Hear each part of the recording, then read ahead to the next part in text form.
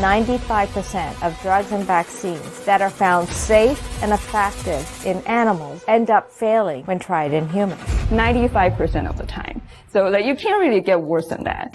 Of the 5% that make it through, half of those are withdrawn or receive black box warnings due to unpredicted side effects in humans. Things that work, for example, in a rodent just don't work in humans. The results just don't translate to human beings. Even things that work in non-human primates, which are very close to humans, just don't work in humans. We share our DNA 44% with bananas, but we are not 44% bananas. Penicillin, which is an important life-saving drug, which is lethal to guinea pigs. Aspirin is toxic to dogs. So if those medications had been tested first on those species, someone might have said, maybe we shelve this and don't develop it further. It wastes $28 billion a year just in the United States alone. In the United States, adverse effect from drugs is the fourth leading cause of death. 1 in 100 patients dies from the consequences of the drug treatments. We can prevent that by using more human-relevant testing methods. Tests that don't use animals. Tests that give us information about how things react in human systems.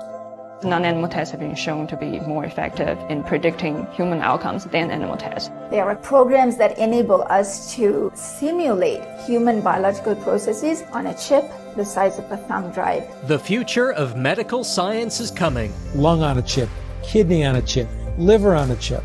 Miniature human brains that are actually bioprinted now. You don't have to choose between wanting to help animals and wanting to help sick people. Now, in Europe at least, most of this animal testing is gone. We couldn't do that 20 years ago.